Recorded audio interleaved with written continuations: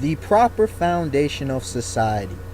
Now, as a disclaimer for this video, and I will say this in every video in the future that is like this, whenever y'all see a tag on one of my videos that says "Let's Talk," that is a warning that in this video I will be brutally honest.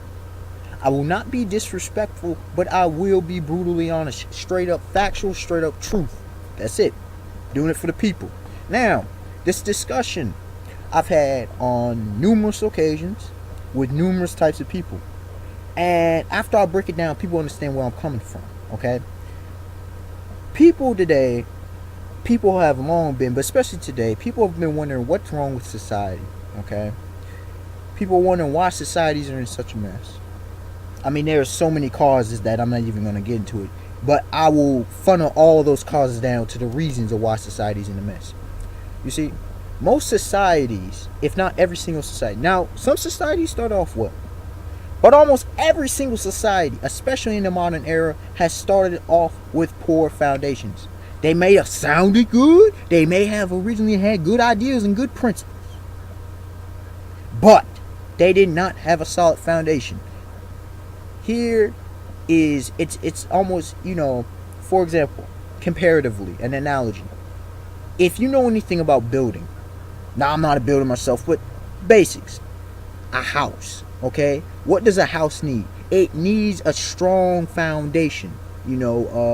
Jesus of Nazareth talked about the house built on the sand as opposed to a house built on a rock, okay? Many houses, for example, in the States have a poor concrete foundation. But here's the catch. Just having concrete isn't enough. That's a bunch of filler. Okay? You need them steel rods, them iron rods in there to make it strong. Okay? When you put up a house on stilts, those stilts are driven into the ground, deep into the soil instead of being on the top soil, so that the winds and rains don't just come and wash it away. And the same thing is if you ever put up a tent or tents. I've put up several in my time, or have helped put them up. You drive the stakes into the ground. You make sure they hit. You understand? Make sure they're strong. Hit a foundation, or at least are driven deep enough in the soil that it doesn't just get uprooted off of anything. Okay?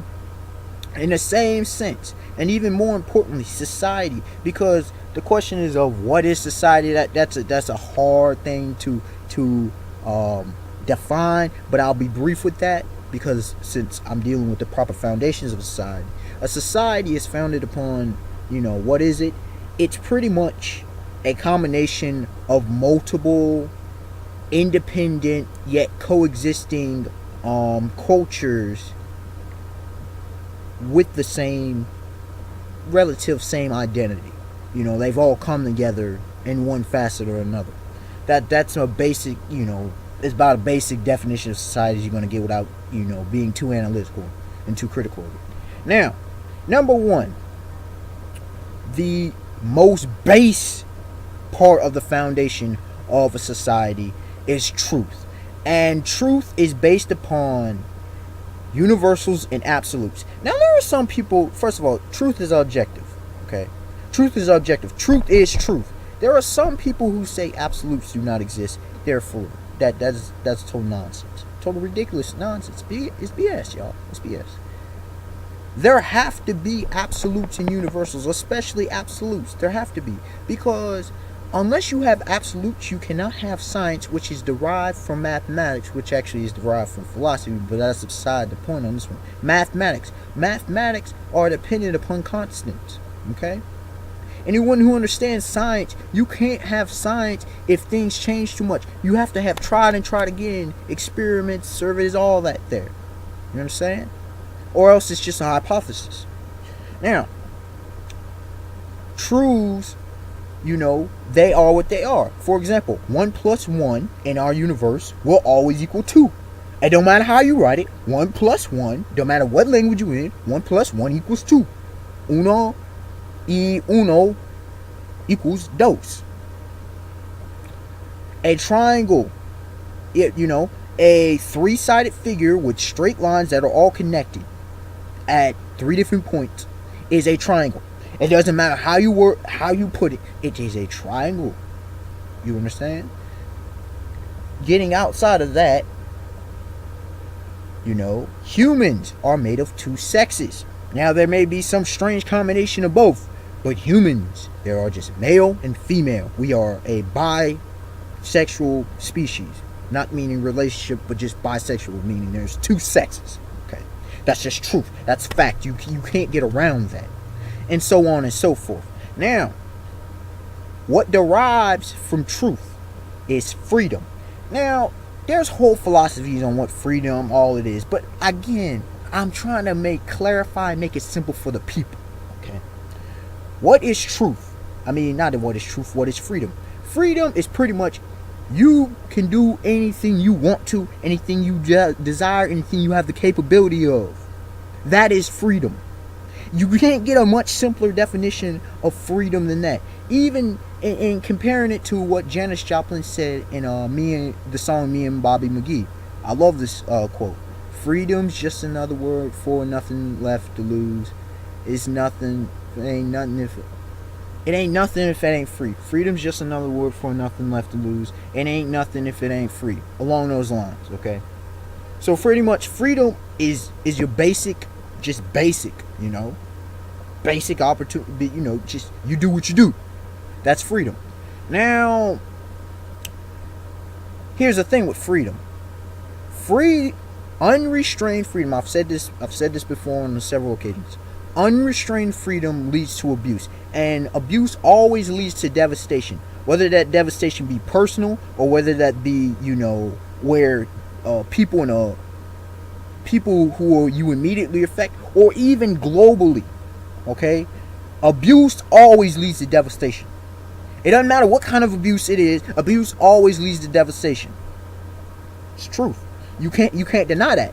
So here's where morality comes into play. Some people want to say morality is subjective. Again, false, because morality is derived from truth, and truth is objective because truth is based upon absolutes and universals. You see the train of connection here.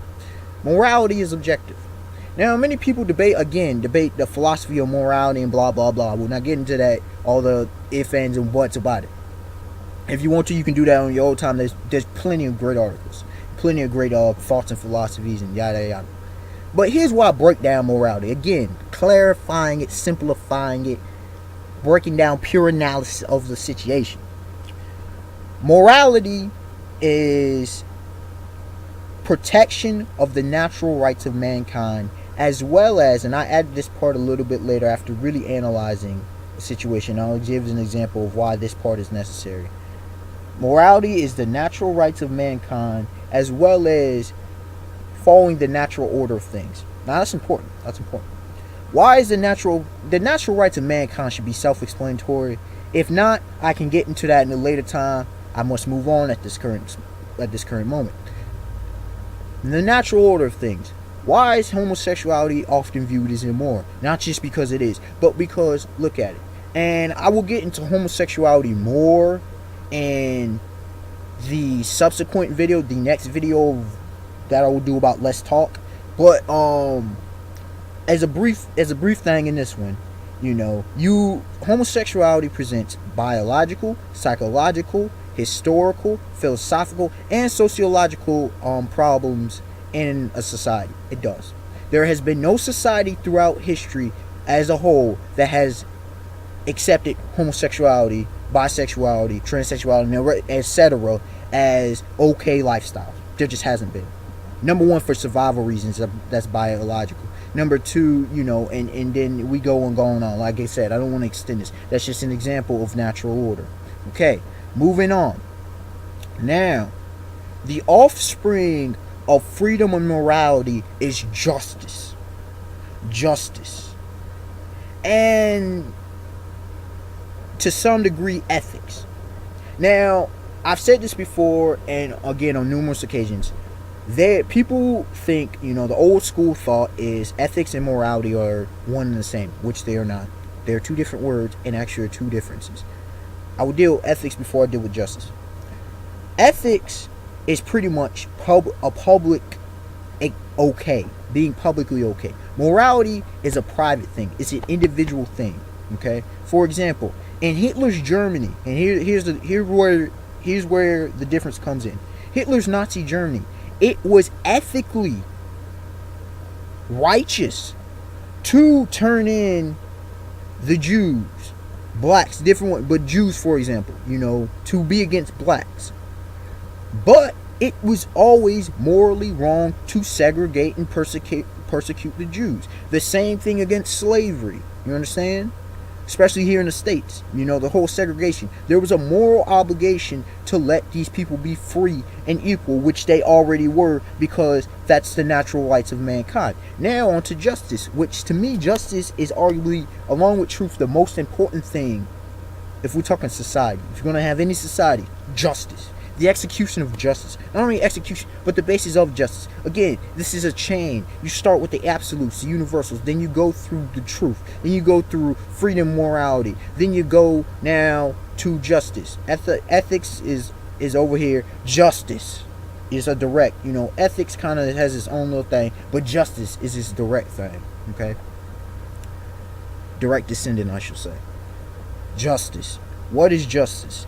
Justice is, again, it is execution of morality. That's honestly what it is. Execution of morality. You can't get it simpler than that. Okay?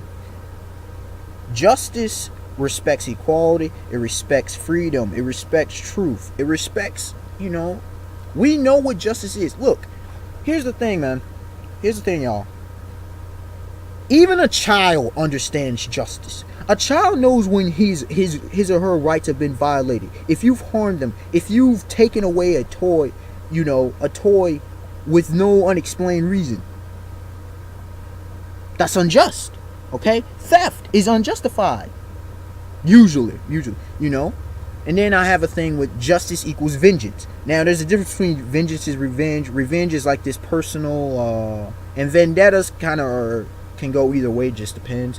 But revenge is like this personal thing. It's personal, I have to get, for those, those anime manga fans, Sasuke's war, his is total revenge. It's this personal thing. And revenge is often unjustifiable. Vengeance is, on the other hand, it's a moral obligation to take care of an immoral action. I won't say person to the least, because that's kind of extreme, but at least a moral action. Now there comes forgiveness and mercy or whatever, but justice. We all want justice.